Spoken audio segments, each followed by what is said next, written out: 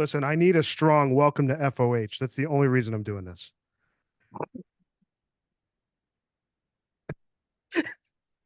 Welcome to Deep Dive. Today we've got George LizardGizmo on the forum. And mate, when did you join the forum out of interest sake? So I was a long time lurker, man. A long time lurker. Which is about 90% of our members. Yeah. I really joined, I think around when we started the podcast. That was, I think, when I joined officially. But I was lurking for quite some time. Yeah.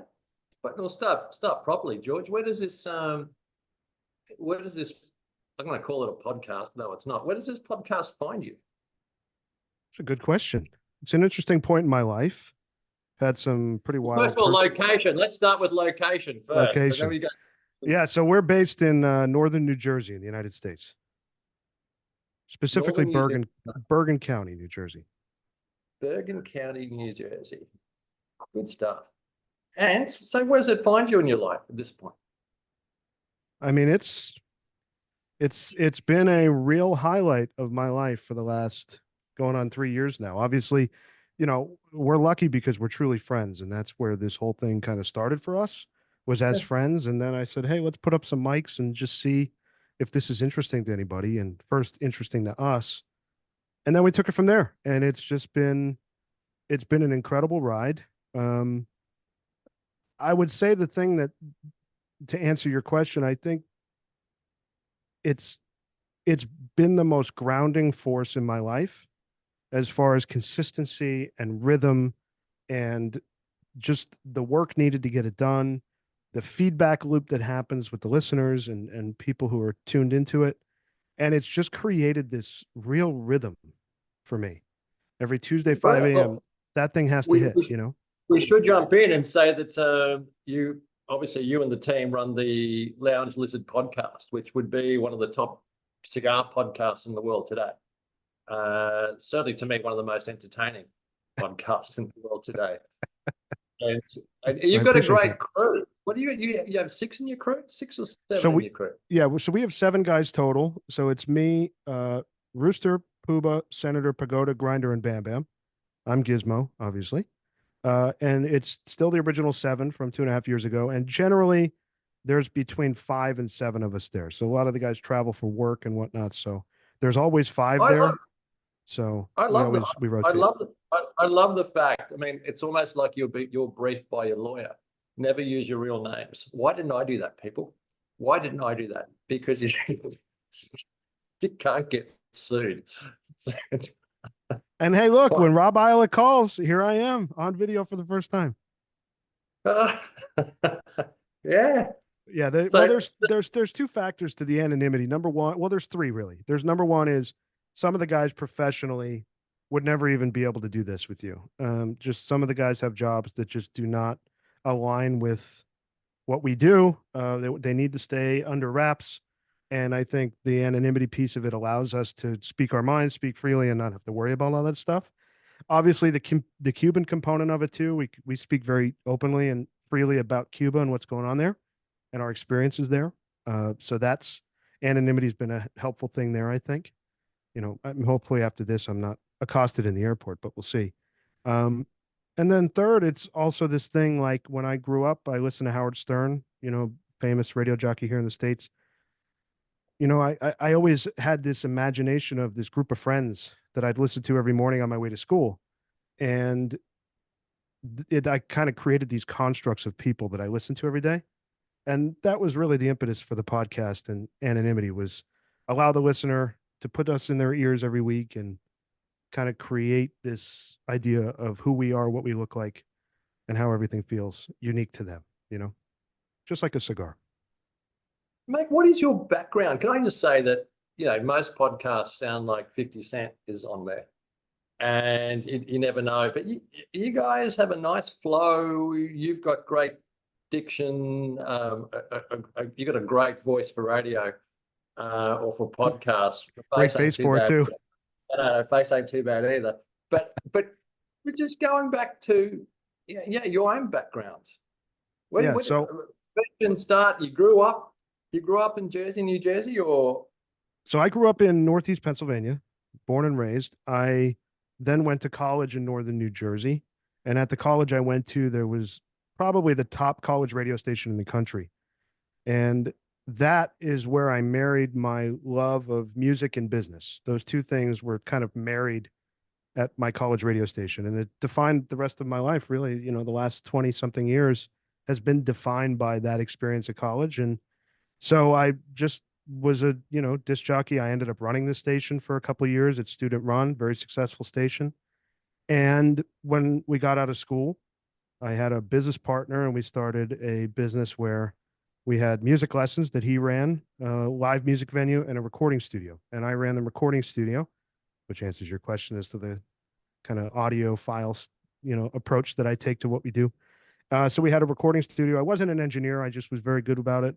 Just booked the room, booked the studio, and then I got into artist management. So for the biggest part of my life prior to my cigar life was I managed rock bands for about 10 years, traveled the world.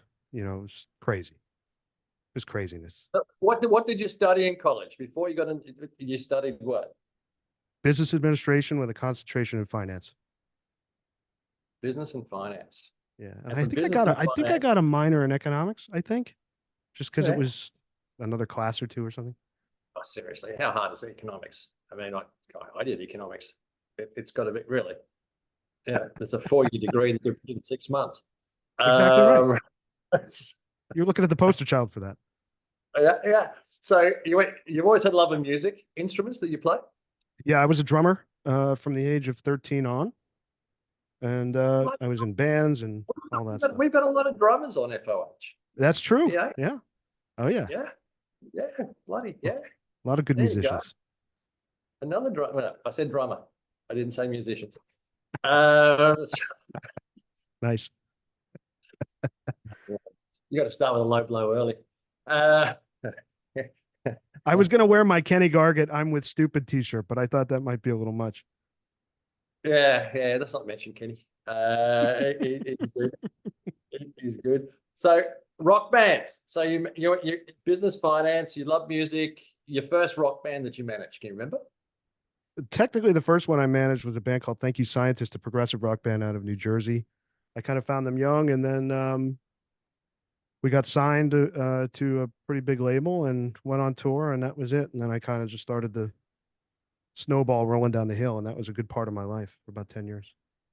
It sounds like a boy band. It wasn't a boy band, was it? No, it was a 7-piece progressive rock band with trumpets and violin. It was a whole wild thing. They're pretty amazing, actually, if you look them up. Thank You Scientist. Pretty cool. Thank You Scientist. Talking Heads like? No, more like Zappa. Frank Zappa meets Steely Dan meets Michael Jackson. Very odd. It's unlike anything you've ever heard, but very accessible. Very accessible. Most famous rock band that you've met, or the one that did the best, even if not famous, the one that really kicked ass. I managed a rock band called Seven Dust for about 10 years. They're a hard rock band. We actually toured Australia and New Zealand in 2016, I think. They've been there a couple times. But yeah, they were my big group. So we did festivals and 100,000 people. So I wasn't the road manager. I was the manager, but I would go to like shows and fly in and do various kind of pop-in shows and stuff. And then they also made I did that for I did that for about 10 years. 7 to 10 years. 10 years. Yeah. So what by the time you finished, you were 32, 33? That part of your I gave it all up when I was 31, I think. Yeah. About 6 years ago. And evolved into started the cigar thing. So I resigned all that. I got divorced because that whole, music business is kind of a vacuum. You're kind of all in or all out. There's really not a lot of room for other things, especially when you're stupid and in your 20s and think you're invincible. So there's parallels to the cigar game, people. I've been divorced as well. It's a lot of fun. It's a great learning experience. Yeah, that's a nice way to put it. That's a nice way to put it. Yeah. I'm actually very, very much still friendly with my ex-wife. Today's her birthday. I texted her for her birthday. But yeah, married my high school sweetheart. And what's that? She text back. She did text back. Absolutely. Yeah. It's all good. That's when you know your friends. Excellent. So yeah, I got divorced. Unfortunately, ended that musical part of my life and moved into running my business again. And then really, I found cigars in 2014 while I was managing that big, while I was managing that big rock band. I was actually on a cruise. I was on the Norwegian Pearl, I think it was. And I realized that the only place that the band couldn't find me was in this little cigar lounge. I guess they had cigar lounges on cruises, and they're probably long gone now.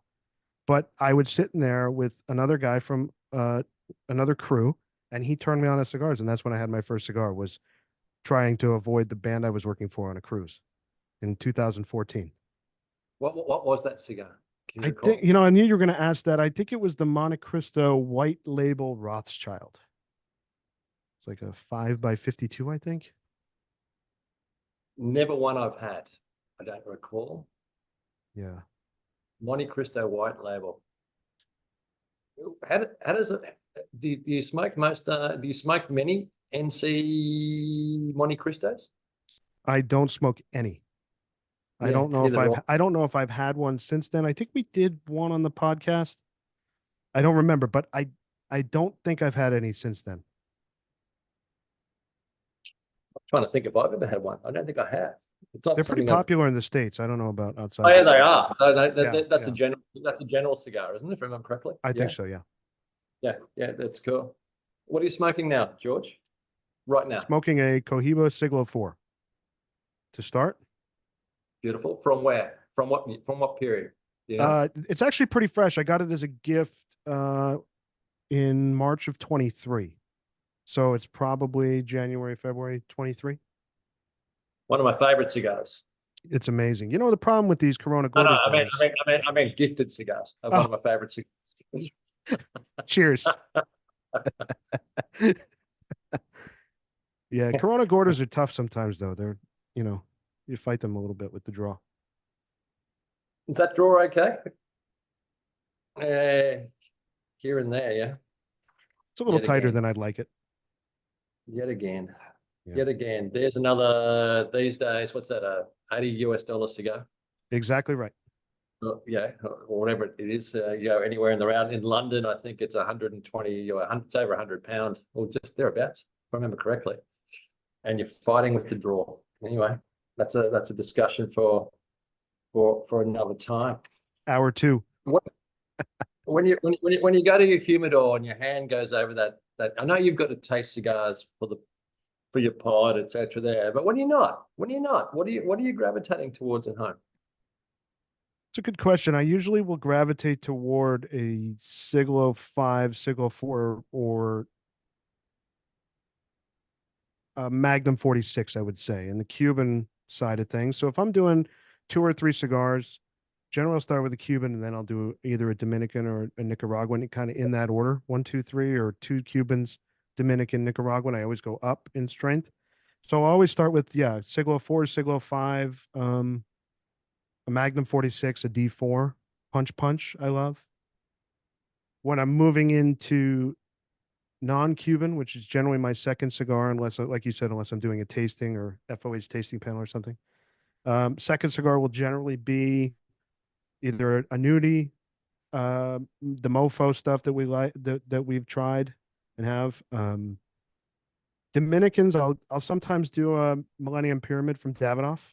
The Millennium series I like a lot. And then Nicaraguan Padrón mainly Yeah. Padrón. I love Padrón. I also really have fallen in love with recently. We just did one on the podcast that I love, the Aging Room Quattro Nicaragua Sonata in Maestro. It's the yellow label torpedo. It's like an $8 cigar. We did that like a month ago. I think I've already gone through a box of those cigars. Probably smoking 3 or 4 a week. What rings your bell on Obsessed that with them. cigar? I don't know. It's just so smooth. It's so interesting and consistent. It doesn't have as much oomph for me as a Padrón does. So it kind of fills that same gap if I don't want to go all the way with Padrón.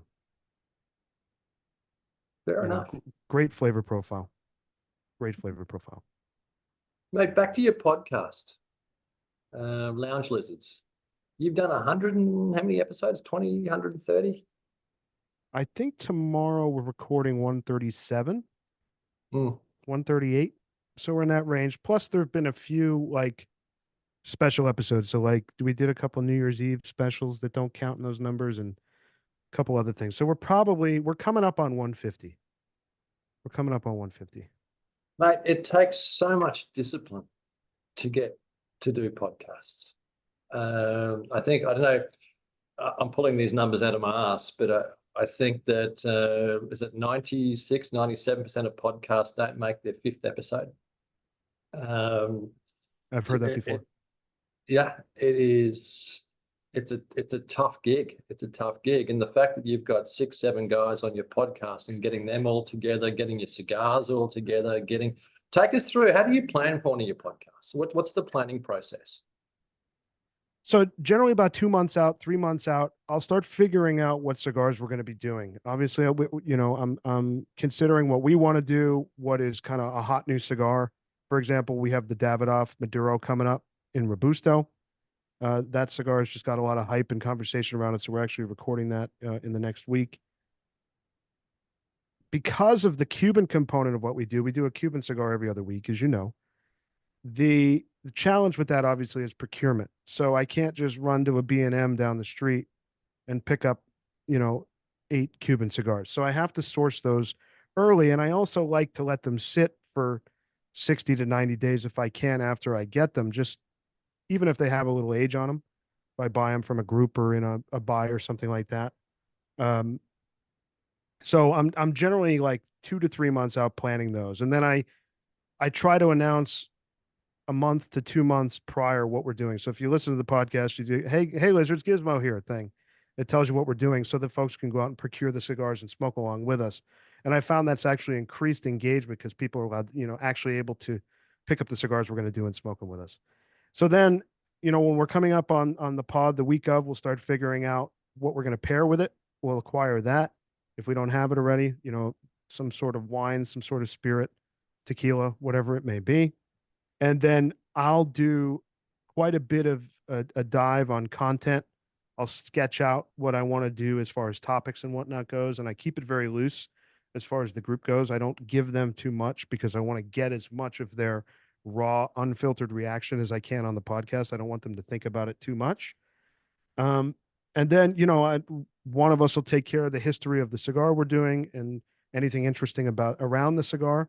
Another will take the history on the spirit. Generally, Senator does that. I usually handle the history on the cigar. We line that all up. Then I'll go and I'll pull comps. So if we're doing, let's say, a Davidoff, I'll pull all the Davidoff ratings we've ever done. I have those very close by so I can reference how this cigar did versus the others. We'll do the same on the spirit. It's a cognac. We'll pull all the VSOP or XOs that we've done, for example. And so we have, comps that we can discuss. And right before we go on air, very quickly, I say, hey, here's what I've got. You guys have anything you want to talk about? I have it on my iPad and in an app on there, and we run with it. Excellent. What's your group's tasting regime? What scoring regime, I should say? How do you? Because that's obviously something that varies so much between podcasts, between members themselves as to how they score a cigar. Amongst 6 or 7 of your guys there, you're going to get, I assume, do you see a lot of discrepancy? Well, let's break it into 2 parts. One is, how do you score? And secondly, do you get a lot of discrepancy? It's a good question. So we get, the way that we score is we don't look at giving 90 points plus, let's say on the aggregate, the average of all of us. That doesn't happen a lot. When you look at other publications, magazines, other podcasts and stuff, I don't understand how everything is a 91, a 92, a 94, a 96, 97. It doesn't make sense to me. Like the way I think about things is, the way that we talk about them is anything kind of 70 and above is a soft recommend, 80 is a recommend, 90 plus is a strong recommend. And then obviously as you get into the high 90s, you're kind of getting into that territory where we're all going to run out and buy boxes. Generally, so the way that we do it is each of us gives a whole number. We don't do decimals. And then we average that out to a single decimal. So we go around the room, everybody gives their rating, why they're giving that rating. And then I do a composite, and that's the formal Lizard rating. We also do that for liquor. Same thing, whole number. We average it out, and then it's a single, whole number and a decimal. And then yeah, so as far as the ratings go, like most of our stuff kind of lands in the eights, I would say. I think that's kind of our average is somewhere in the mid to high eights most of the time. But obviously we have the outliers, the stuff that really, really stinks and surprises us. And we have the stuff that blows us away and is a shocking 97, 99, 100 point cigar. Have you had a 100-point cigar? Had a Oh, couple. please don't keep it secret. What are your 100-point cigars? 100-point cigars for us are the Padrón 1926 80th anniversary in Maduro. Had a little bit of age on it. That was an absolute 10.0. We had a recent 10.0, which shocked us. The Davidoff Winston Churchill in Belicoso. Comes in a 4-pack tin, $6 cigar. Unbelievable value. I smoke one, I think, every day. It's incredible. Incredible cigar. You use the term value. Do you actually apportion, I suppose, how much is value a part of your personal scoring regime? So for mine, I do factor in value. I think that when a cigar is able to outperform the price on it, I have to give that some merit. Because when I have a cigar that's 40, 50, $60 and it performs like a cigar that is $6 should, I'm going to ding it for that. You have to factor that in. And if you're buying a cigar for $6 that blows you away and it's instantly adding into your rotation and it's a cigar you're waking up in the morning thinking about, then yeah, it's absolutely going to factor in for us. For me too, individually. I think I asked this question to John McTavish, cigar surgeon, last week. That was a great conversation, by the way. You guys set a high bar. Yeah, no, he's always great to talk to, John. But where was I going with that? Yeah. Do you see a great deal of lineal track between price point and scoring? Not at all. Exactly what he said. Not at all. And it's like I guess it's really kudos to the marketing machines that are out there and the ability to sell these products at high prices. And I'm not even Cubans. Habanos. That's a whole different ball game. I mean, we just did the Partagas Aliados, the LCDH. I think we gave that a 5.7, 57-point cigar. It was just absolute trash. And it comes in the most beautiful box you've ever seen and at a $60 price point or whatever it is. And it just, it really, really missed. And we're a podcast that loves Partagas. I mean, one of the guys, senator on the podcast, had D4s at his wedding, celebrated his child's birth with Partagas cigars, like was at the Partagas shop for the first time in Cuba, like getting emotional sitting in the Partagas shop. So, we're pro Partagas and it scored a 5.7. We don't mince words. No. Excellent. You mentioned Cuba, you mentioned Partagas. You've been to Cuba numerous times now. You've got great connections in Cuba with factory managers. When's the last time you were there? You're there. So I was there I think we were there in January. So this year's been a little rough. My brain is a little bit of potato salad time-wise because my mom passed about a month ago. So the last 6 months have been just crazy. And so I think we were definitely there in January because we did an interview with Danilo from El Laguito, the production manager there. We did that in January and I went again in March. So we like late March, early April-ish. So in the last year and a half, I've been there 8 times. Take us through a snapshot of how you're finding Cuba as or effectively Havana, because I assume you must spend most of your time in Havana, a little bit of time in Pinar del Rio, yeah? So a snapshot of life as you see it And life as you see it can be different from what people obviously experience on the ground, but you're smart enough, you've been there enough times to get an understanding of that.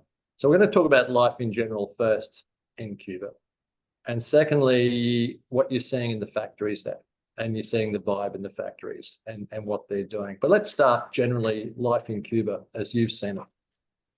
Yeah, so I'll start by saying, I mean, Cuba is my favorite place to travel to in the entire world. But I've been all over the world, as I said, traveling with rock bands. I've been to a lot of wonderful places, a lot of interesting places. But there's just something. Cuba has this X factor that, we've talked about this before. It has this X factor, this magic to it that just cannot be found anywhere else.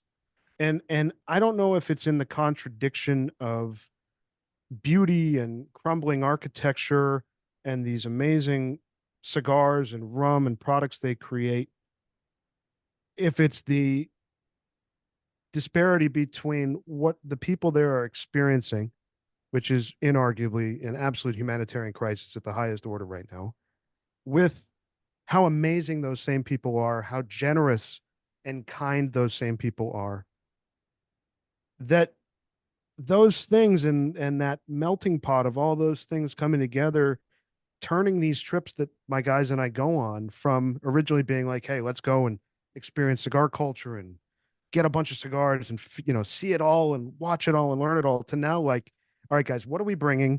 Who are we seeing? What are we bringing each of these people that they need? We bring toys and gifts and feminine hygiene products and medicines and all these things that we've talked about before, baseball supplies. And it's really turned into those kind of trips. It's just such a gratifying experience to go and on a very micro level do some good. It's a wonderful, wonderful place. At the same time, it's a really, really tragic place. I hope that makes sense. It makes sense. I find that it doesn't take many trips for cigars to become a secondary, tertiary It took aspect. half of one trip for us. Yeah. And it's amazing how quickly the onion starts to peel. And a lot of that peeling commences when you start making some deep relationships with people who live there. And you start having dinners at their house. And you go to their kids' schools, and you see the beauty and you see the tragedy that's all wrapped up. Schools is actually, I find their schooling to be quite good. I love the way the kids are all in uniform, and the kids seem to have a great education. I'm talking generally younger kids in junior school. That's where I spent a lot of my time in Cuba with. I mean, they just love guys coming in who are not part of there. I speak Spanish, so often in the past I've given a 20-minute talk about Australia or whatever. It's great fun. Not so much fun when you go to hospitals in Cuba. I know they've got a great reputation for they've got a perceived great reputation for medical. But you go to some of those hospitals and you look around and you see the age of that equipment. You see the stress that those doctors and nurses are under. You spend time with those doctors and nurses, at lunch, etc. You catch up later in the day.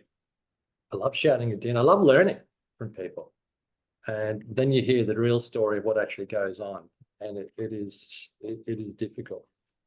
And specifically today, I mean, the lack of medicine, the lack of, I mean, half the equipment's not working because they just don't have parts to repair in hospitals. No, it's super, super difficult. And then you get in a taxi later at night after dinner, and the person driving you home is a doctor who drives taxi at night to pay his bills. Yeah, yeah.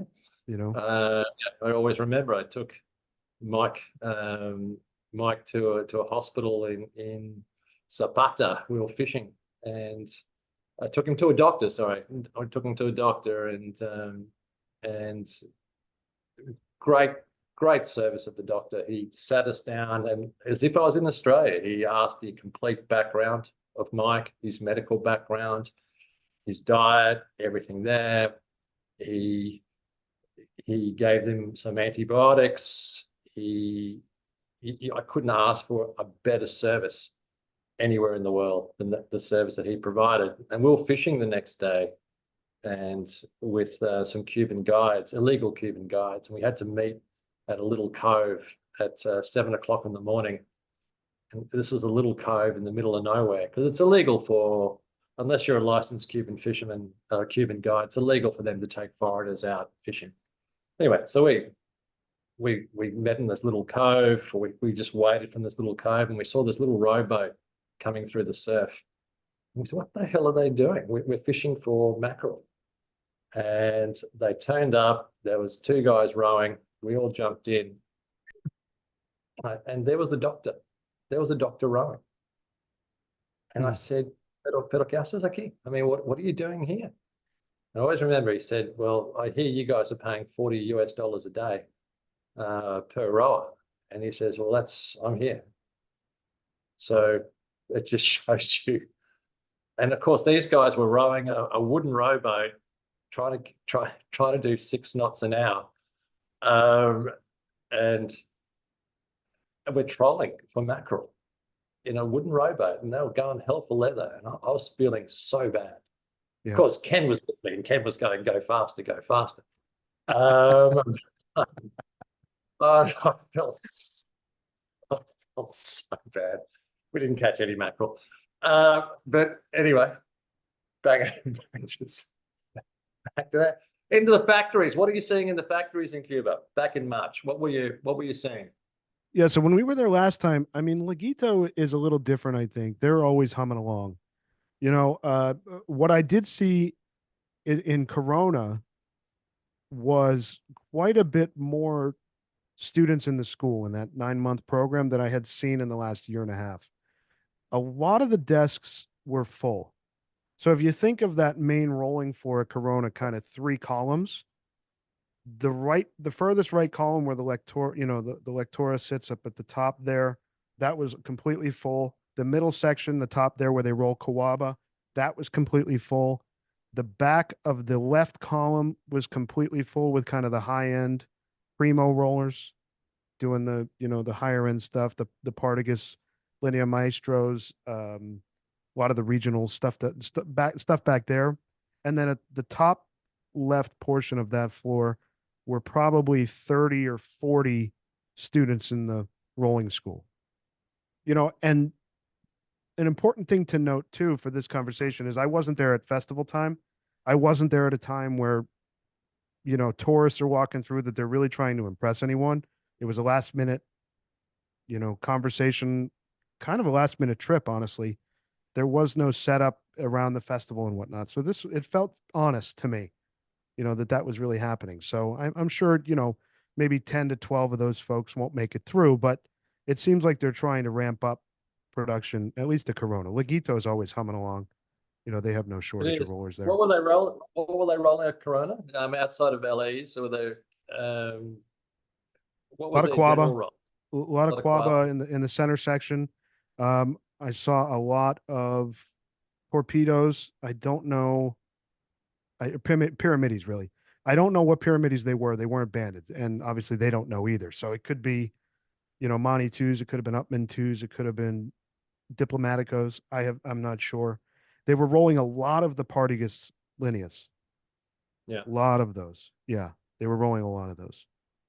And then Laguito, what were they rolling? Everything. Laguito was, yeah. Well, they're obviously rolling in the Bejique Saloon. They're always rolling Bejique, a lot of those, mainly 52, 54 when I was there. They were rolling a lot of Lanceros, a lot of Siglos 6. I didn't see much 4 or 5 rolling. I think they're making most of the 1, 2s, and 3s elsewhere. Oh, yeah. Behikis, that's an interesting one because they've been rolling Behikis now for 18 months nonstop. And yet around the world, you're not seeing many Behiki. So there's obviously, I think you can pretty much assume that they're going effectively to China almost exclusively. Well, I have an interesting anecdote about that. So this I didn't see with my own eyes because this was after I went, but a friend of mine who was there, not a podcast guy, a friend of mine who was there 2 weeks ago was at the Upman factory. And he saw them rolling and banding Behike 56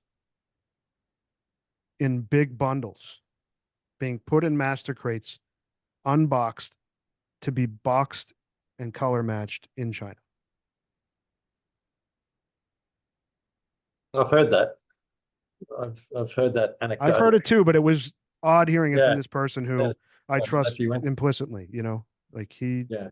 he's a no bullshit. It was just crazy that, it's a little scary when you're paying that kind of a price on that kind of cigar for it not to reach those final steps of quality control.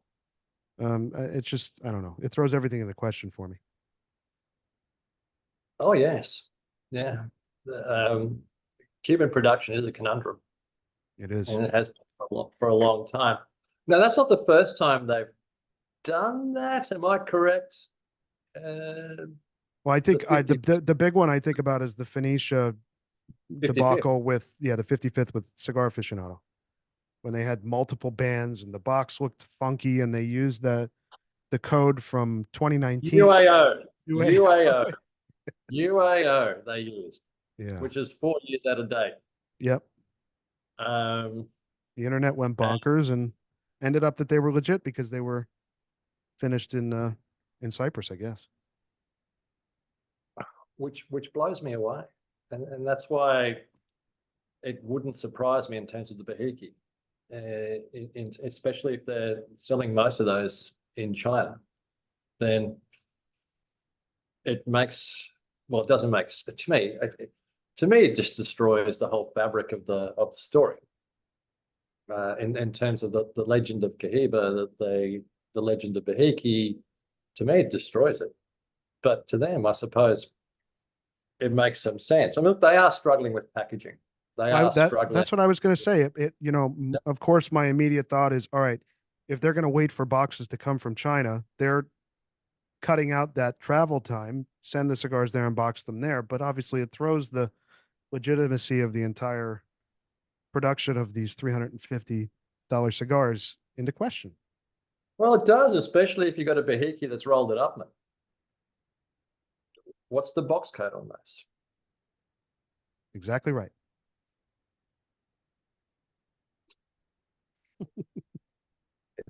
Yeah, I mean, they're rolling 55ths. They're coming out of provincial factories.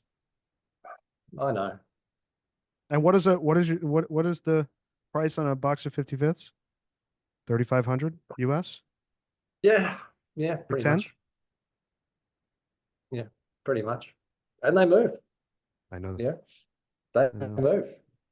That's phenomenal, isn't it? When are you heading down next? We have a trip booked in October. We're definitely going to be there in October. I'm going to try to get there maybe. Yeah, I like going.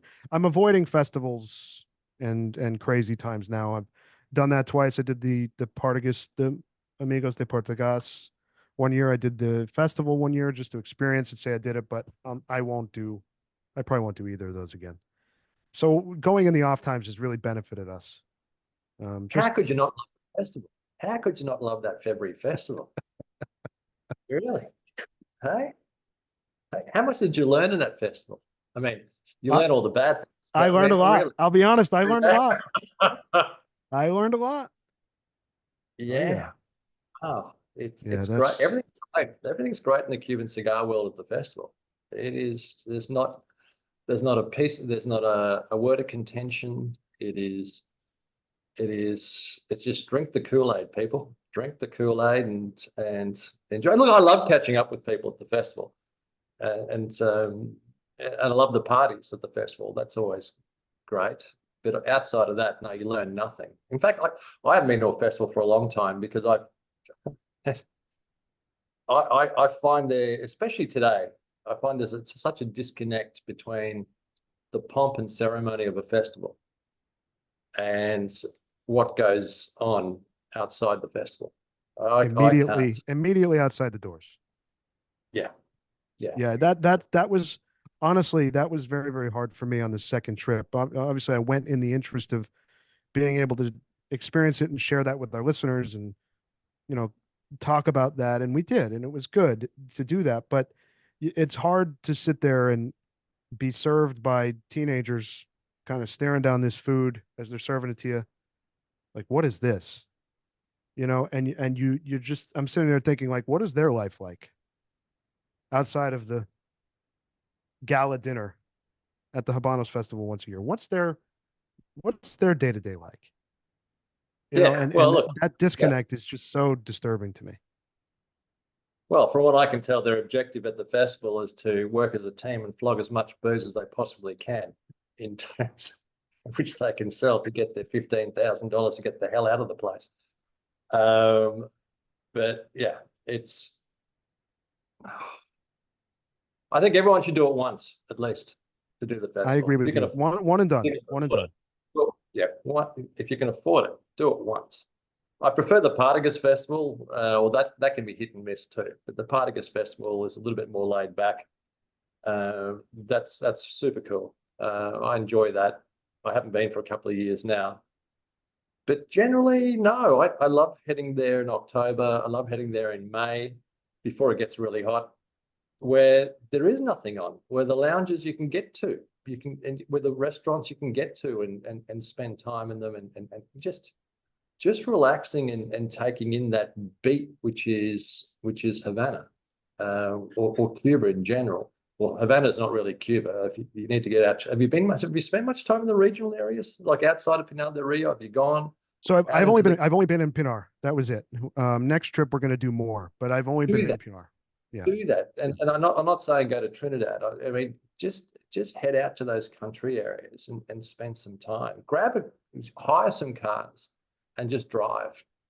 And without have a skeleton plan, but without having a complete plan in there.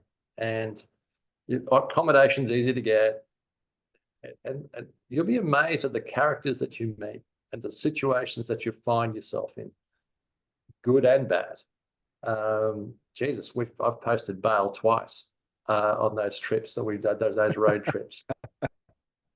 So, How much would yeah, pick your friends, people. Pick your friends when you travel. Um,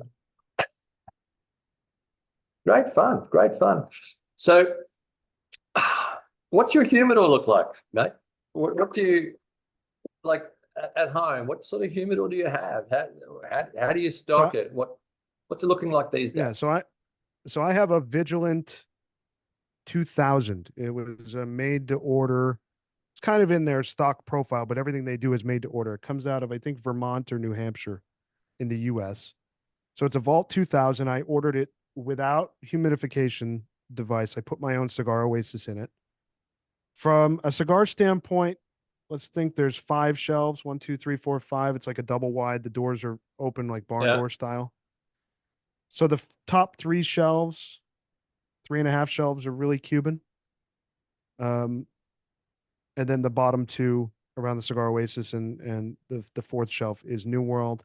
And I have some long term storage stuff going on, like all my Lucy cabs. I went haywire with those during COVID. I think I have 6 left. So they're down there resting. All my Sir Winston boxes that I'm not going to smoke for many years are down there.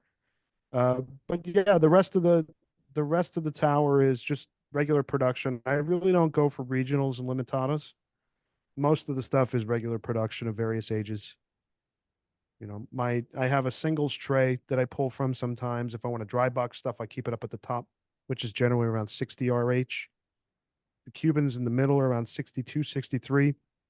New Worlds at the bottom, I keep around 65. that's a nice selection. Yeah, it's good. I mean, obviously, I got an obscene amount from you. I know Di was probably sick of my emails. You God know, bless you. during COVID, we were all going haywire during COVID, man. We went Yeah, nuts. Yeah. yeah. And, COVID and and was I'm thankful that we uh, did before the price increases because now I have this stuff that I don't reach for nearly as often as I was. That's just sitting there, and I'm not feeling this urge to need to go out and buy a bunch of regular production Cuban stuff because I'm backloaded. You know, I have a backlog. You know, I have a lot of stuff there. So I guess I'm lucky in that way. No, it's true. I mean, I know you got a love of Lucy's. Mhm. Um, But and I I'm starting think, to fall out of love with those why? because I just don't think that they've been performing at the level that I want them to be performing at. You know, that Bond Roberts 109 that you've got coming out. I mean, that I'll sell all my Lucy cabs and just buy 10,000 of those Bond Roberts 109s. I mean, they're just so many cigars wipe the floor with my experiences that I'm having with Lucy's right now. Yeah. You know, it's just I've kind of and you know, you think about when you're getting really into something and getting really excited about it and you're overbuying, and now as your palate changes a little bit, your preferences change, you discover new things. It's like I'm not really reaching for that Lucy like I was 2 years ago. You know. So it's not a bad thing. It's good. Yeah. I Yeah. love, how have your, which two things. One is I'm going to send you guys some of these, which we got blown away by the 109 as well. So we thought, okay, let's do something that is a little bit outside of our comfort zone. And that's a 54 gauge by 7.5. Oh wow. What are you calling that? Well, our internal dialogue for it is legendarios or legendarios. Okay. And we don't know what to do with it, except it's bloody good. So I'm going to send up for you and the boys to just to have a smoke. It's pre-production. We're putting it into production. We'll do these in tens because I think you get to a stage where 25s of these are just too many. We get in tens so people can. We got to make it more affordable for people to smoke larger gauge cigars, and I think in tens these will work exceptionally well. But I want you to try this, you and the lads to try this. This is something a little bit special. We were blown away. The guys in Perth, we did a cigar dinner in Perth. West, who's on the forum, he smoked one. He doesn't smoke non-Cuban cigars, but he smoked this and was blown away. Artie, my accountant, he was crying, but Artie cries all the time. He's just those You emotional. got an emotional accountant. I got an emotional accountant. Yeah, he does. He does Ken's taxes, and Ken calls him the magic accountant, because he's probably the best accountant in this country. And if you have to do Ken's taxes, people, you need to be a magic accountant. He's the only guy who doesn't pay tax but still gets a refund. It is. That's This is magical. good. That's magical. It's magical. But God bless you, Artie. Yes, I'll send these up to you. Well, okay. So, how have your tastes? Have you noticed a change in your tastes of cigars over the years? And how's that evolution gone? Definitely. I mean, when I first started, so like I found cigars in 2014. I smoked dog rockets for years.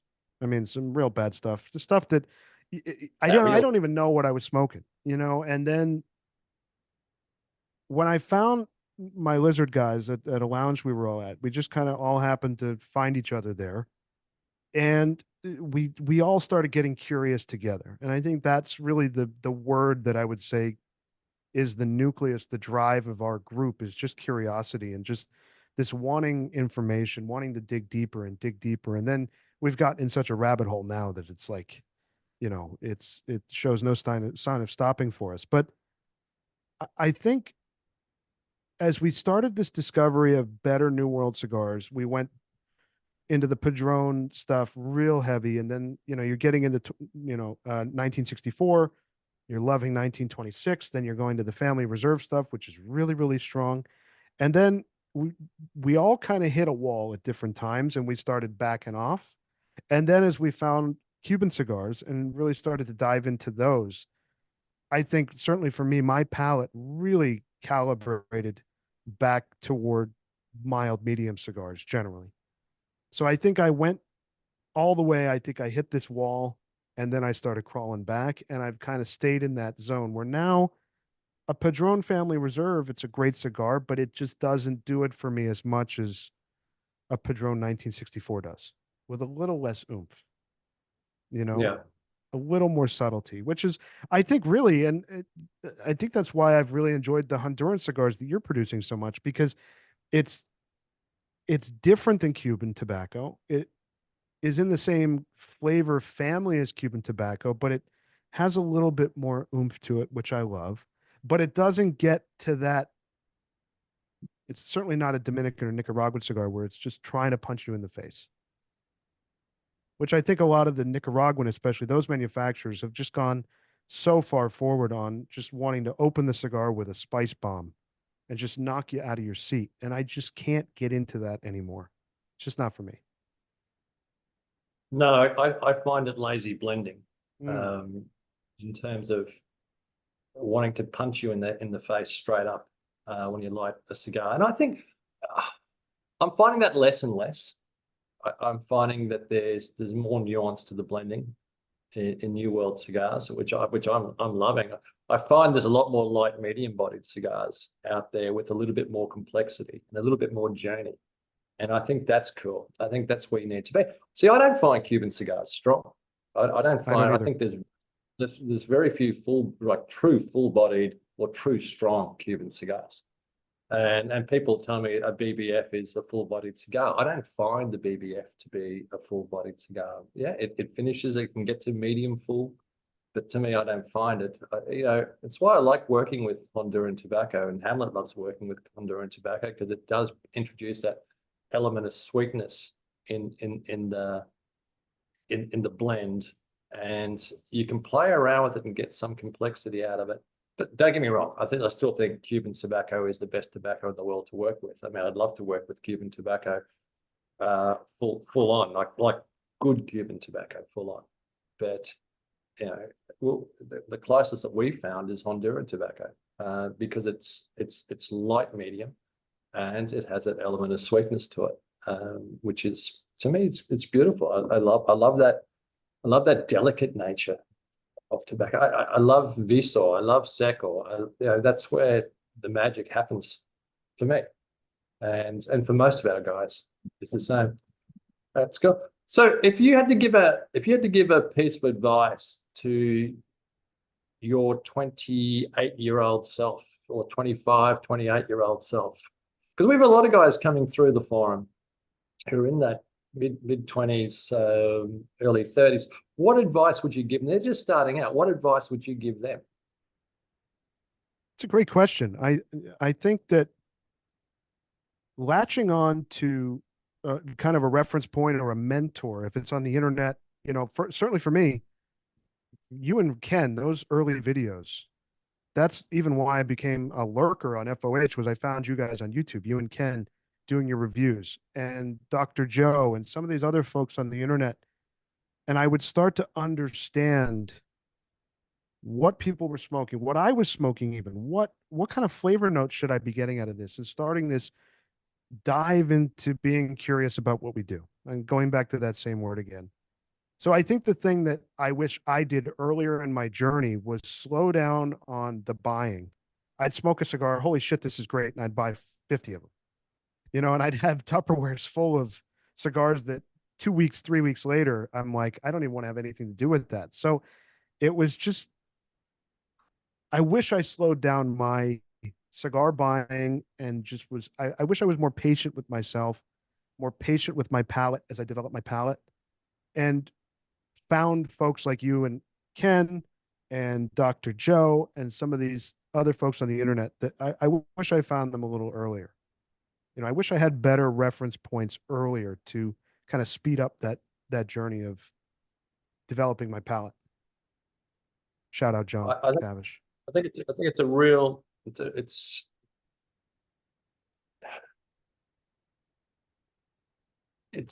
how would I put it? It's something that I often tell people, young guys who are starting out, is just to slow the fuck down. Just don't go by boxes at this point in time. Understand what you enjoy. Try to find someone, smoke a cigar, look up for a podcast, or look at podcasts. But yeah, I'd like to try that because of the flavor profile. That try it. If you're getting a completely different flavor profile, then that palate's not one that you should be following. Try to match up your palate to similar people who are also enjoying similar type cigars, and then pick up a 5-pack, pick up a 3-pack, and see how you go. If you find something that is right in your wheelhouse, yeah, and that's going to be part of your rotation for the next 12 months, 18 months, yeah, buy it. Whether it's NC or Cubans are a little bit more difficult these days because they're so expensive. But you can certainly pick up a 5-pack of Cubans and just say it. If it really does ring your bell, to think that something is going to be cinnamon based or there's honey notes and blah blah blah, and then you get it and you try it and it's already in your head, and you try it and it is nothing like you thought it was going to be. Generally don't blame the person who tasted it, but they may be. The two things have happened there. Either your cigar is just, especially if it's a Cuban cigar, is just off, or it's not. It hasn't aged long enough, or Yeah, it's whatever not ready it is. yet. Yeah, It's not ready yet. Yeah. Or simply your palate is completely different. The way you've been structured, your palate is structured is completely different. So then keep going until you work out what actually you do like. And then go a little bit heavier and have a budget, for God's sake. The number of people who will spend, I've said it before, that first 3 years of this hobby can be disastrous for people. Oh yeah. Really easily, especially now.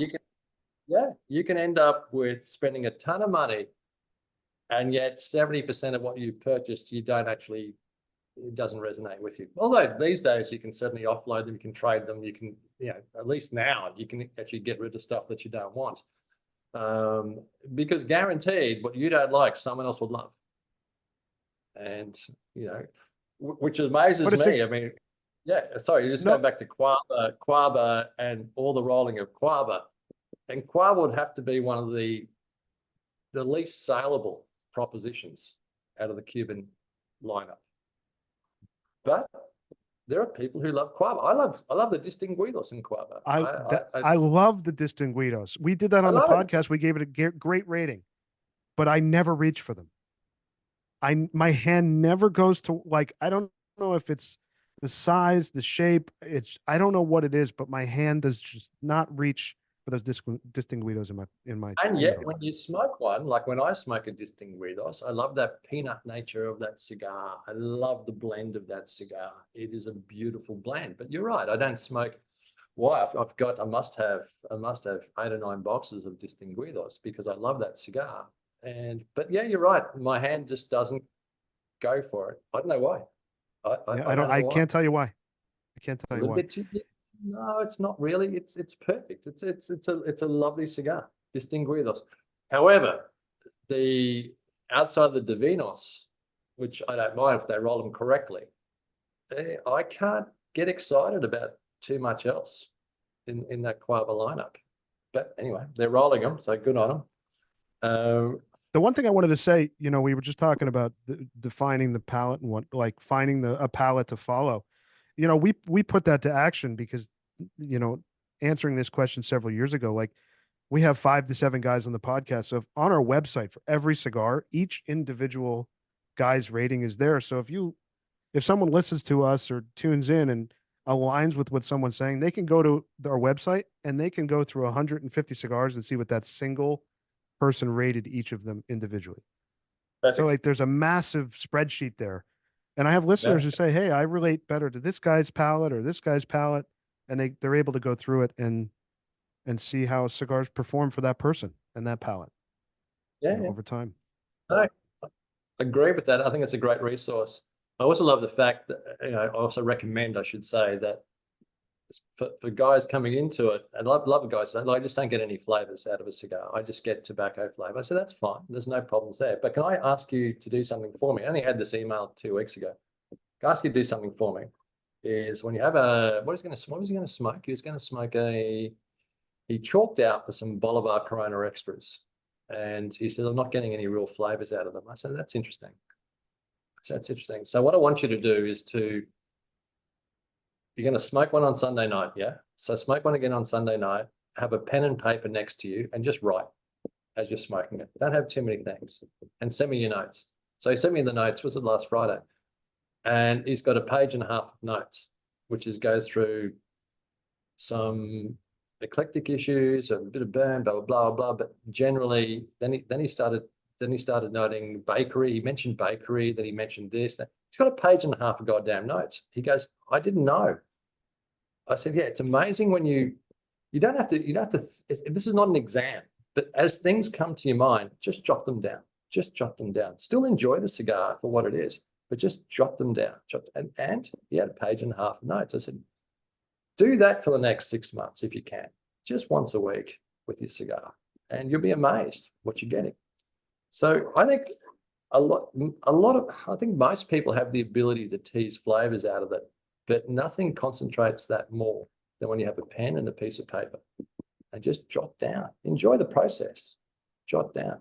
That's cool. Exactly what you're saying. When we always talk about this, when the microphone is in front of my face, and it's kind of like going under the microscope, my ability to just shut everything else out and just focus on what we're doing, focus on flavor notes, and obviously developing that over a couple years now under that microscope, it's totally different. If you listen to episode 10 versus the episode that came out last week, it's like two different, products, two different podcasts. Like, because when we started, we were not where we are now, and we're not experts. So maybe in 10 years we'll call ourselves experts, but it's just kind of going along that journey. And like you said, I think it's the same thing for anybody out there. I admire cigar surgeon John McTavish. He was talking about it last week.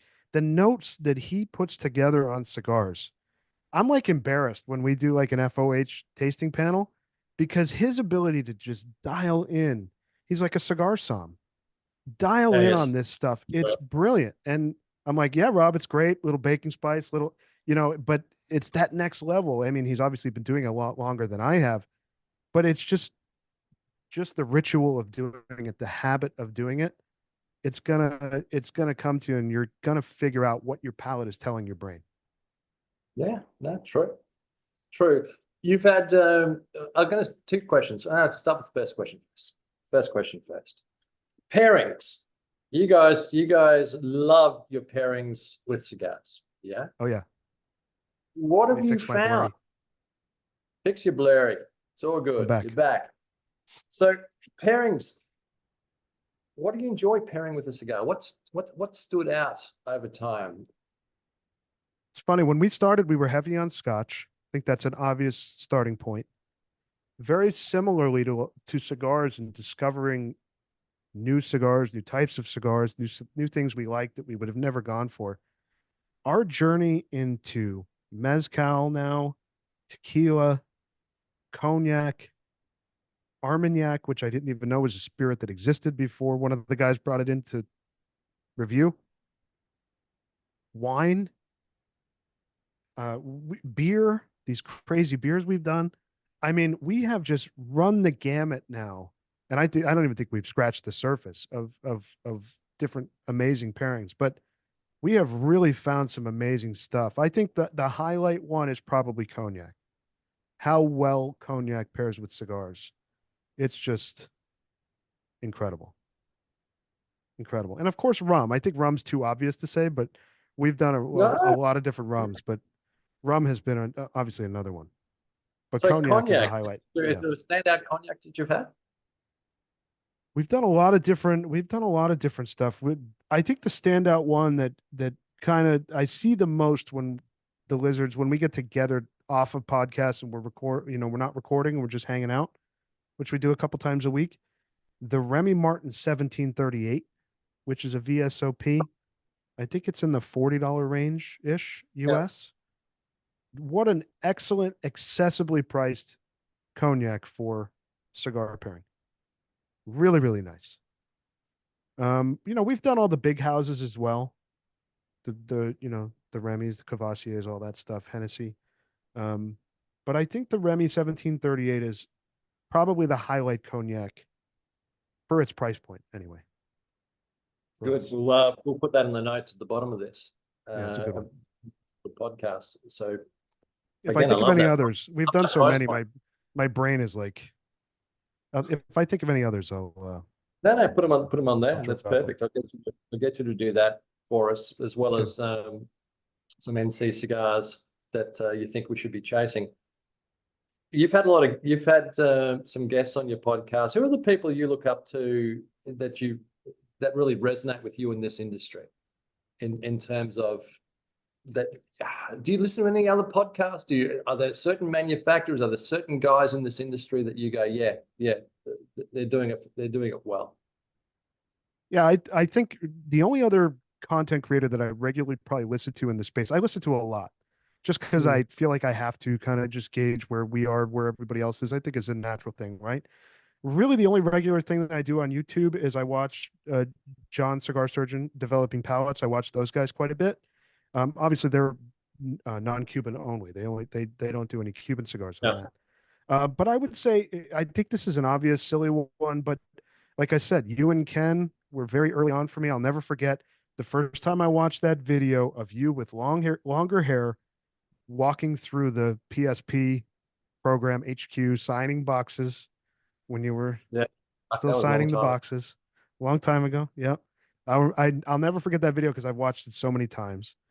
So you and Ken, another guy I got to shout out. I have to shout out Pigfish, Ray, because Ray from the FOH forum, which drove me to start lurking, Ray's discussion of the delta between humidity, temperature resulting in what he calls percent moisture content, I think PMC, that changed my whole understanding of humidifying cigars and keeping cigars well. And I really dropped my humidity down. Like I said, I'm in the low 60s on Cubans, mid 60s on non-Cubans. But Ray, his stuff on FOH, his YouTube stuff, like that was like a major fork in the road for me as far as understanding how how cigars are to be kept. So I got to shout out Ray. I tell you what, next time I'm in the States, we should do a long lunch with Ray. I would love to. It's an experience. He is one of the great souls and one of the most knowledgeable people in the cigar world, specifically when it comes to humidification. One day I'll actually understand what he's written, but I just ask him for a summary note on it. But it's brilliant, and it's amazing how many people get it wrong. How many people at the highest levels of the industry just get it wrong. It's incredible. So yeah, he's been a major resource. So yeah, so you and Ken, Pigfish, of course. Dr. Joe was he's like the OG Cuban cigar guy on YouTube, obviously. No longer makes videos. I think he quit 8-10 years ago, 6 years ago. Yeah, that was his sweet spot. Yeah. Alex Groom, of course. I love his stuff. I'm on Cuban Cigar website probably more than any other website. I'm constantly referencing Alex Groom. He's great. I was speaking to Alex earlier today on the phone. He's our CTO for Bond Roberts, and some of the stuff that he's doing, some of the stuff that he's putting together for the next 12 months, 18 months is brilliant. But it's just lovely to have that sort of a resource in there. Cigar influences. Are you a big one for cigar influences? Not at all. Not at all. The Instagram thing. Found one that you. I mean, I gotta give credit to Cigar Vixen Delicia. She's one of the first. I think her intention has always been cigar first. Obviously, she's made a wonderful brand for herself out of it, but I respect her a whole hell of a lot. She was doing it before anybody else, really. But as far as folks popping up on Instagram and YouTube Shorts and the TikTok stuff, it doesn't align with, I think, my vision of what we do and why we do it. So yeah, I don't think there's really any influencers that I can call out that when I see them pop up, I'm like, oh, excited to see them, it's a huge part, increasingly huge part of our industry. Yeah. Is the cigar influences. And really it's been a 3-year, it wouldn't be more than 3 years that we've seen this proliferation of cigar influences come through. And look, some make me laugh, some make me squirm, some actually learn a little bit about that actually think, he's put a bit of effort into it. I think I was speaking to John last week that it comes a point, that's what I like about your podcast. It comes a point where you run out of things to say and you start producing content for the sake of just producing content because you're expected to produce content. How do you stop yourselves from becoming stale? How do you see your evolution in terms of your podcast? What's your secret sauce? I think our secret sauce is that if the microphones weren't present, we would be doing the same exact thing, having the same exact conversations because we did it before the microphones were there, and we do it still when the microphones aren't there. We still get together and smoke in our lounge without microphones, and we do the same thing. Sometimes we all smoke the same cigars, sometimes different.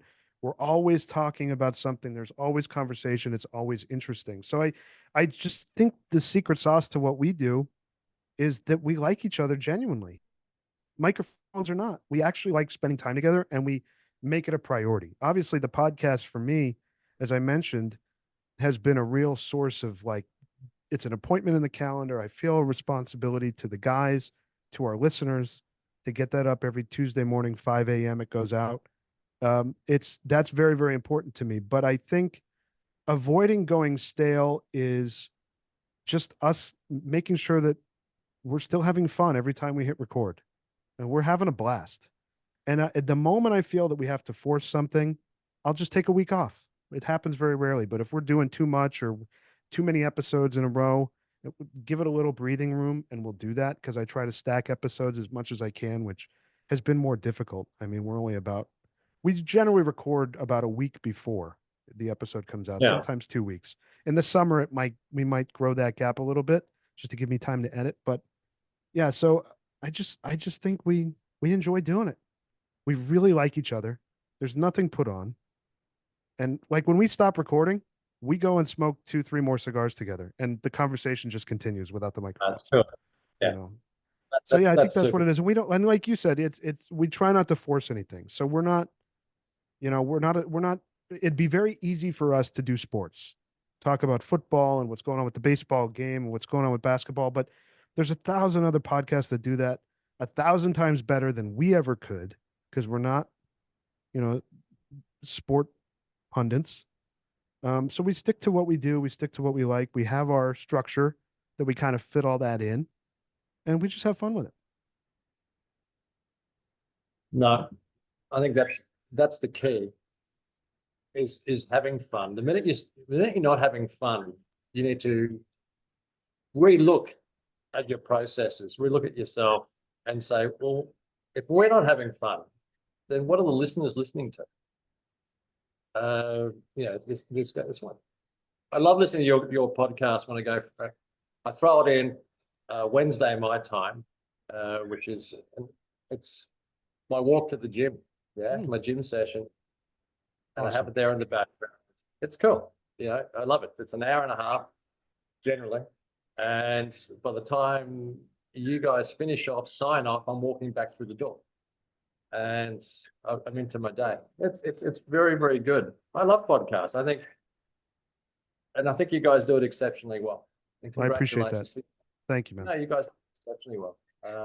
You touched on one thing there that I think is really interesting to answer your question again about being, avoiding repetitive things or being stale. I think for us, this listener engagement that's happened, the emails, the DMs, the comments, the things that come in have really kind of helped us steer where we want to go. I mean, the listeners are really engaged in what we're doing. I mean, some of the stuff recently that we've had a lot of laughs on the podcast, like the emails are just incredible how deep folks have gone into the nature of this kind of friend group that they're listening to every week. And it's amazing. And a lot of those questions and a lot of those comments and a lot of those things that they say are helping us understand, okay, this is what's working and maybe this is what's not working, and it's more of the former than the latter. But it's the listeners have been a real joy to do this thing with, this thing of ours. I think listeners, the cigar community in general, they love to get an understanding, and rightfully so, because so do I, of what people are like. What do they like? They want to have an understanding of what's behind the microphone, what's going in their heads, what's going in the lives of people. And, you know, this can be quite a lonely hobby for a lot of people. That's it. That's it right there, Rob. That's the impetus for us starting the podcast. Is I had this idea that, you know, I'm sitting with my friends here, and how lucky are we? We're in this private lounge, 24-hour key card access. Whenever you want, you walk in. There's nobody looking to sell you anything. You just sit down, you light your cigar, and you smoke it. And you meet these amazing people of all walks of life who you probably would have never met if you didn't have a cigar in your hand. Right? Yeah. And thinking of someone who doesn't have that friend group or that lounge access, you know, someone in the middle of North Dakota here in the US, and his wife hates that he smokes cigars, and she kicks him to the garage, go smoke your cigar. For us, the ability for him to put us in his ears every week and have 7 friends that he's smoking his cigar with every week, and he's a part of the conversation. I always say, off air and on air, it's like there's an empty chair in the room that the listener's sitting in. And that's a real joy to know that we can bring that kind of community to someone who may, just from a logistics standpoint, may not be able to have it, or because of regulations or other things that are going on where they live, they can't have it. But when they put us in their ears, they're able to have 7 friends to smoke with. What do you do to relax outside of cigars? What are your hobbies? So I'm a big music guy. I'm sure that was obvious. I go to a lot of concerts. I love doing that. You know, like I said, I own music schools, so I'm around music all the time, all day, every day. I love spending time with family. I love traveling. I love to travel. Spent a lot of time in Florida with my dad. So yeah, I love good food, good wine. I love a good book. I love a good book. The good things. Yeah, the good things. The good things. Travel. Favorite place to travel? I know you said Florida, and I love Florida as well. But overseas, domestically, what if you're going overseas? Where would you go? What would you want to see? Where would you want to spend time? So I'll tell you a place I haven't been that I really want to go. I want to go to Greece. I've never been to Greece. My favorite place that I've been, like I said, Cuba is my favorite place in the world. If I could go there, I'd go there 9 times out of 10. I love Cuba. I love Amsterdam. I love Amsterdam. I went there with my wife in 2018. We had the best week. And I'm not a weed smoker. I'm not a gambler. Like, this is really my vice. I drink a little bit. But we just got on bicycles and we just rode around that city for a week. And it was incredible. I love Amsterdam. Love it. Love it. I want to go to Japan. Yeah, Japan. Yeah. What were you saying about Amsterdam? I'm sorry, I interrupted you. Oh, I've only been there a few times, but yeah, I agree. It is a remarkable place. Japan, I love. I got good mates in Japan. I haven't spent enough time in Japan, but that's something I really want. I'm not into skiing, but I just love walking around Japan and take any of the major cities. It's just so cool. Greece, so Greek heritage, yeah? You must have a little bit of Greek heritage there. Polish, Slovak, mainly. Polish, Slovak. Okay. Little English. No Greek. Probably a touch. Probably a touch, but not that I'm aware of. Yeah. Okay. Okay. So, yeah. How many generations do you go back in the States? Only 2. Only 2. Yeah. Yeah. Yeah. My grandfather came over right before the war. Have you gone back to the home? Have you gone back to the homeland? I've not. I've not. No? That'd be cool. Maybe someday. Maybe someday. Yeah. Yeah. Yeah. If you were to give 5 non-Cuban cigars to someone like so FOH started as a Cuban cigar forum, and it still is effectively a Cuban cigar forum, although you've seen the transition over the last 2 to 3 years, and for reasons we really don't need to go into, but we can. I love it. I love the fact that there's now a ton of discussion on non-Cuban cigars. But a lot of our guys are still transitioning. And again, they're not there to replace Cuban cigars. They're there to introduce non-Cuban cigars into their rotation, to spread out the love as much as possible. So going back to the question, if you had to give to a Cuban cigar smoker 5 non-Cuban cigars that they should be trying, they should try, what would those 5 cigars be? Okay, so that's a great question. So let me think about this. So I'll say I think the Padrón, that Padrón 80 year, the 80th from the 1926 line in Maduro, that is just probably my favorite cigar in the world consistently. I just think that every time I smoke that cigar, it surprises me in new ways. I think it's priced accessibly. In the States, you could probably get it for about 30 bucks. If you're buying in bulk, 25 maybe. Yeah, That just delivers an hour, 45, 2 hours, maybe more if you smoke like John McTavish does. He might get 3 hours out of that days, cigar. 3 days, 3 days. Um, John, I would say the other one that I love, I'll go through different brands. I won't repeat any. I would say the Arturo Fuente Don Carlos, not the Opus, the Don Carlos Eye of the Shark okay, is a phenomenal cigar. We rated that very highly. I'll go with, I think that Aging Room Quattro Sonata Nicaragua and Maestro, the Torpedo, $7.90 in the US. Brilliant, brilliant cigar. Love that cigar. I think the Davidoff Winston Churchill in Belicoso in the little tins, well, $6 tins. a stick. That's to me like the way that I put that in my rotation. It's like the dessert at the end of the night, the finisher. Honestly, in a lot of ways, that's replaced how much I was smoking the H. Upman half Corona from Cuba. That's kind of Yeah, slotted that cigar out because I can get these at any time, any place, anywhere for $6. I'm not having to stress, oh, I need to get another box of the half Coronas, and the prices are obviously through the roof. Um, is that 5? that's 4. That's 4. Okay. Well, I gotta go. I gotta talk about the home team, right? I think I think all of your cigars that you're putting out from Fabrica 5 are fantastic. I love so many of them. I'm gonna light a pyramid after this. I think that Bond Roberts 109 and the Petit 109 coming out are just slam dunks all day. I don't know if I'm allowed to play root for the home team here, but I think that needs to be a part of the conversation. No, we're big into that. So, And I'll give you a runner up. I'll give you a runner up. The Oliva V Lancero, which I do have performance issues with sometimes, keeping it lit, etc. It is a little challenging performance wise. You have to pay attention to it. But I think the flavor on that cigar in that format, I love a Lancero for $6, $8, whatever you can get them for. I think that's a good runner up. So I would say they're doing, yeah, those are the 6. Libra, they're doing so many things right.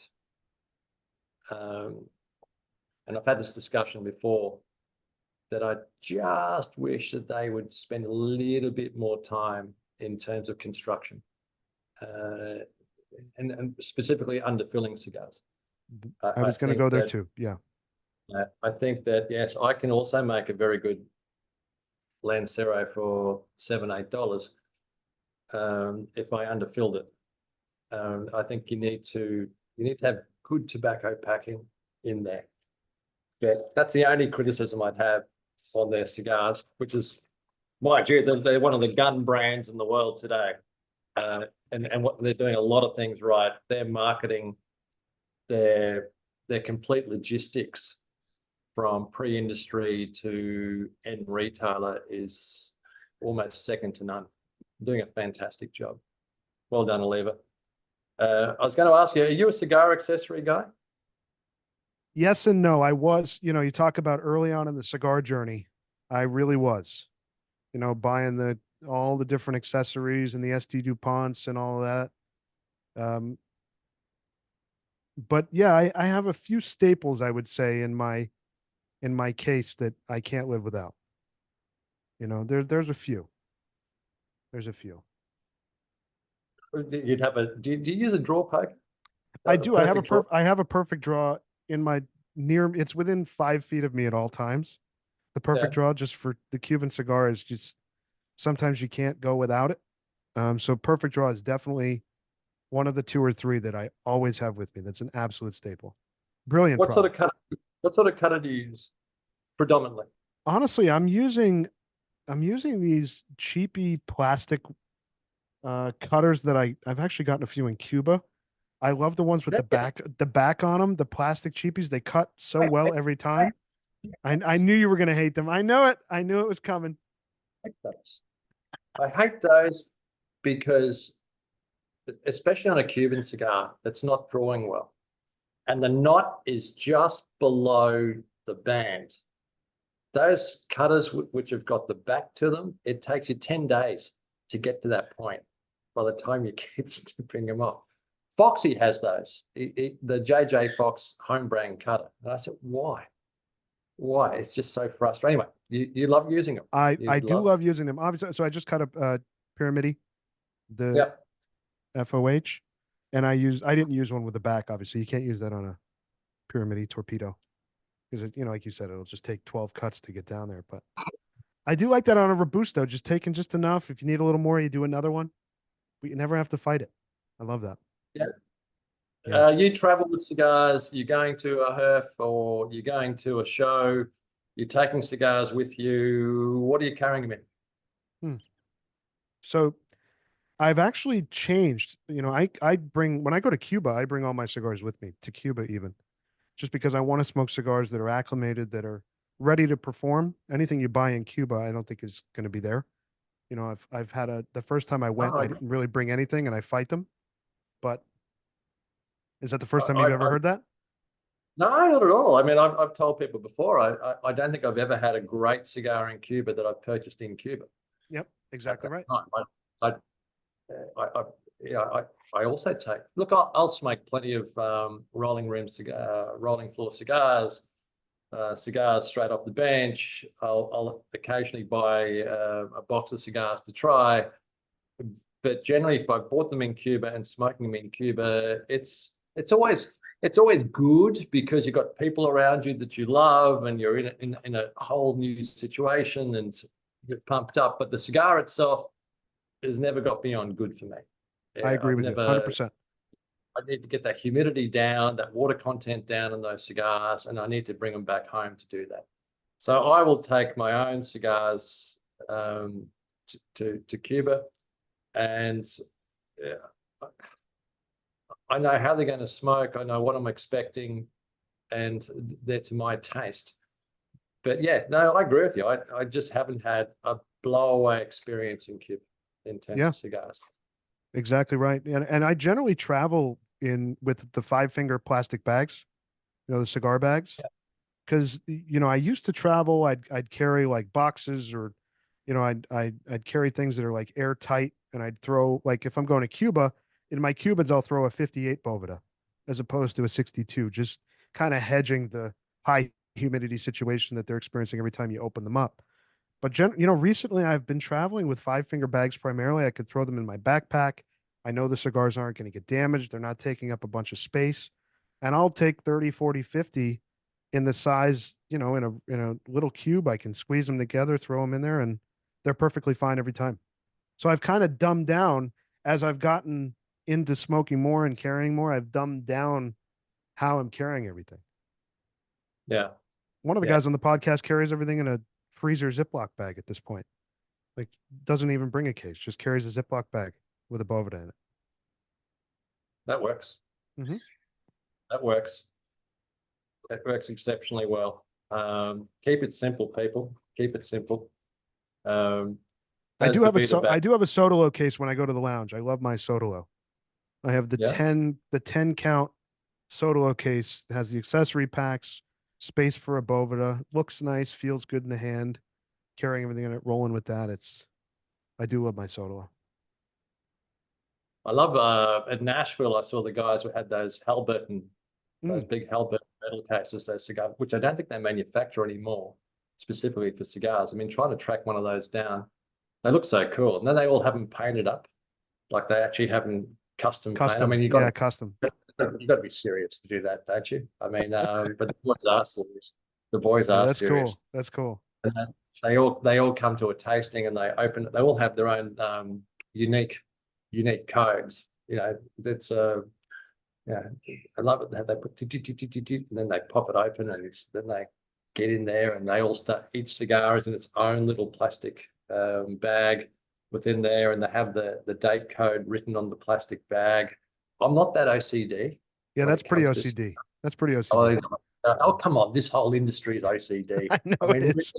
Especially the Cuban guys. OCD plus. That's what I love about Kenny. Yeah, Kenny rocks up with a shopping bag that he's picked up at Woolworths, and yeah, 3/4 of his cigars are damaged, but he doesn't care, and he just rocks up with that.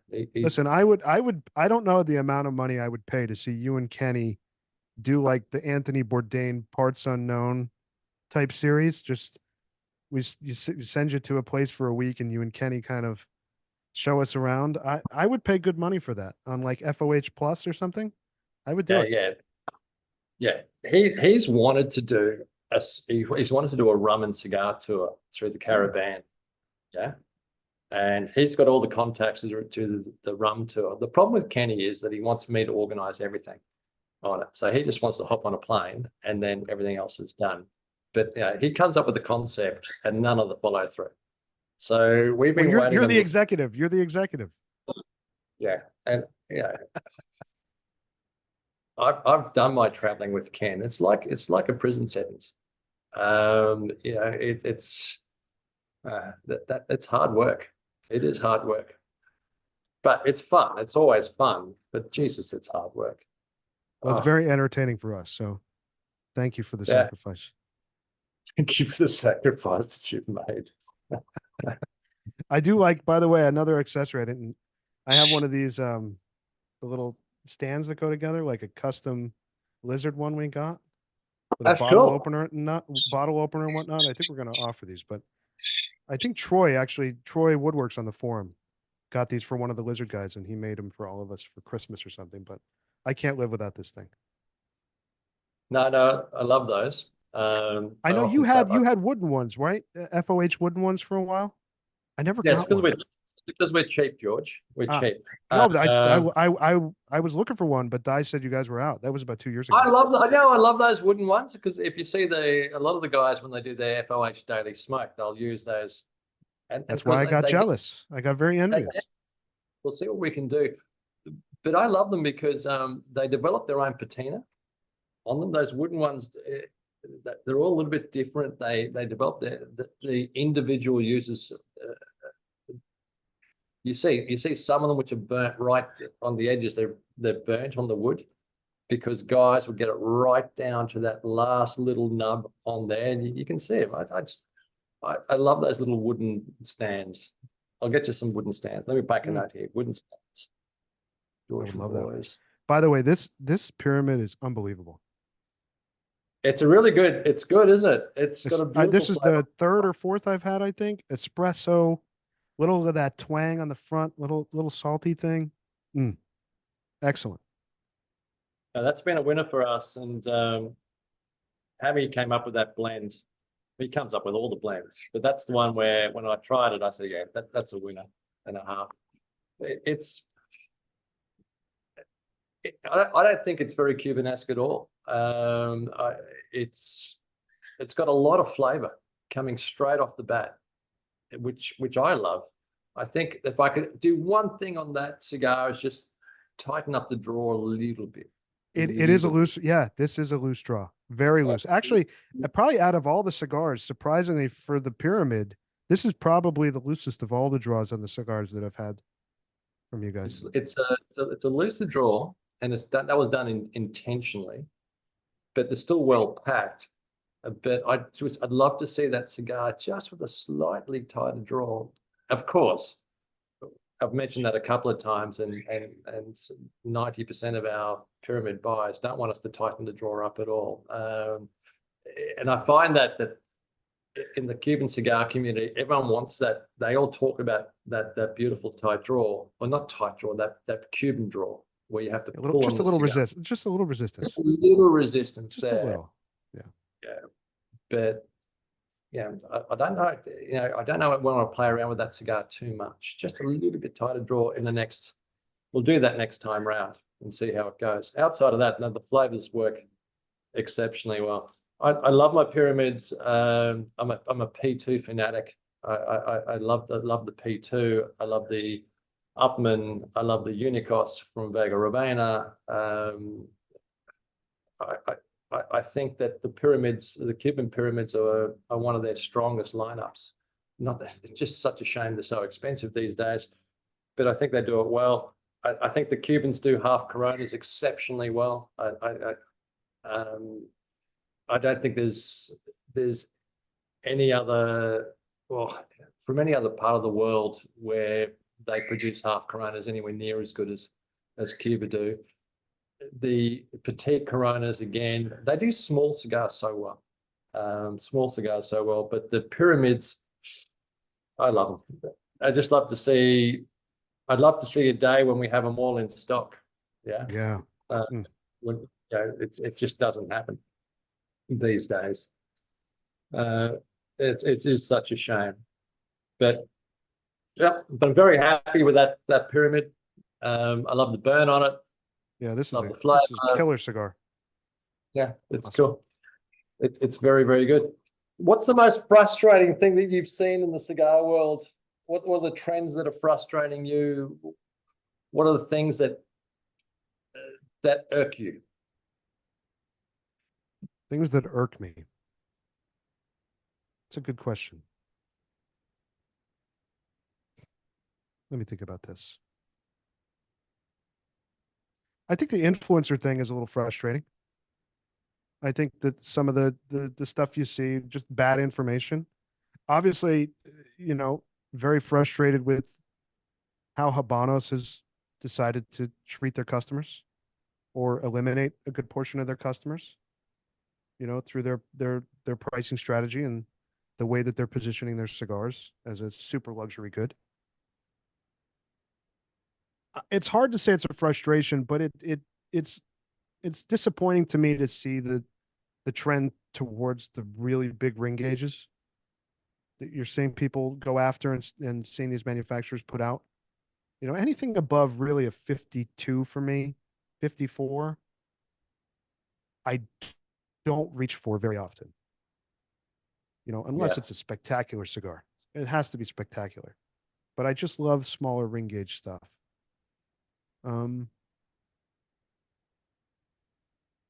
Where do you see your podcast, Lounge Lizards, in 3 and 5 years' time, in that spectrum? Where do you see that going? Where obviously you must have production meetings, you have where would you like it to be? What changes would you like to introduce, or directions would you like to introduce? It's a good question. We talk about that. We're all business guys. Most of us are type A in the room. I think probably Pagoda arguably might be the only person in the room that's not type A. So we're all kind of forward-thinking business drivers. But for the podcast, I think all of us are really aligned in the idea of just keeping it honest, keeping it fun, and keeping it moving forward, driving listener engagement, and kind of seeing where it takes us. We don't have these goals of, serious monetization other than, we do merch, we have, sponsors, we have ads and whatnot, but I don't see us trying to go for that cash grab type thing as we grow. I just don't see it happening. We talk sometimes about video. I think it's impossible based on the situation with some of the guys who's doing like a video podcast. I've actually talked about doing some animation, which I've kind of played with the idea of doing some caricatures and doing some animated stuff, with the clips of the audio. I think that'd be fun. So like some hentai, yeah? Yeah. It's just some cool, like grab a clip and do some animation. I think that'd be fun, but yeah, I would love to have a cigar that we all think is brilliant, of some kind, or a couple of cigars or a cigar line that we're really passionate and honestly could tell the listener to go buy. I think that would be really exciting. you know, accessories. Like I said, little things like this are fun for us, but we don't have visions of grandeur, as far as trying to blow this up. I think just maintaining this intimate relationship we have with our audience, this really trusting relationship that our audience has with us, that's paramount to everything. I think the moment that we teeter on that, or we make someone question the validity of what we're saying, I think that's when it starts to fade. And I'll never let that happen. Well, George, I think you and the team are doing a fantastic job. And I think on behalf of the cigar community, thank you for keeping it real, for making it entertaining, for raising questions. And sometimes you guys, you cover some really controversial issues in the cigar world. And for your honesty. I think honesty is key to, and I think people see through that. People have got a very good radar that they know when you're bullshitting, and but no one likes a bullshitter except other bullshitters. And I think that's where the influencer community is very tight. There's a lot of them. There's a lot. But on that note, mate, we'll wrap up the deep dive for today. Again, from all of us on FOH, thank you for what you do, and please pass on those thanks to the team. I will. It's very kind of you. We really enjoy the collaboration, and it's the only collaboration that we have with anyone is with you and the team there. So thank you, George. Thank you. I gotta say, I throw that right back at you. The support on FOH, the support of you and the entire team behind the scenes there at FOH, for the podcast, for us. I mean, FOH is like my online home for cigars. That's where I go for news, I go for community, I go for a laugh. I think the consistency of FOH, every day I go on there and there's 3, 4, 5 new topics that you've started of various kinds that get your mind thinking, make a laugh happen. It makes me excited to open that in my browser every day, like walking into a great brick and mortar, except this brick and mortar's online and in Australia. That's what we tried to do from day one, is make that an online B&M that people can drop in, say good day, or if not, as I said, 90% of our members never post. We have 3,500 people come through a day, but I know if they can get a chuckle, if they can have a laugh, if they can maybe pick up an insight here or there, if they can just feel the pulse of what's happening in the cigar community around the globe, yeah, that's cool. That's it's engagement, and I think that it's the most important thing that we do is bring people together, and you're a part of that. And we have so many members, and that's the whole idea of this deep dive series, is to get a little bit more behind the scenes of the lives and the struggles and the dreams of the people who make up our forum. So George, thank you very much. Beautiful place. Thank you, my friend. And to FOH, be another deep dive next week. I believe we've got Kenny Gargett on the deep dive next week. I know. Hey, I'm excited. Yeah, that could go anywhere, people. That could go anywhere. Until then, we want a 4-hour episode next week. 4 hours. Thanks, Rob. I'll book my psychiatrist in now. Cheers, guys. Bye-bye.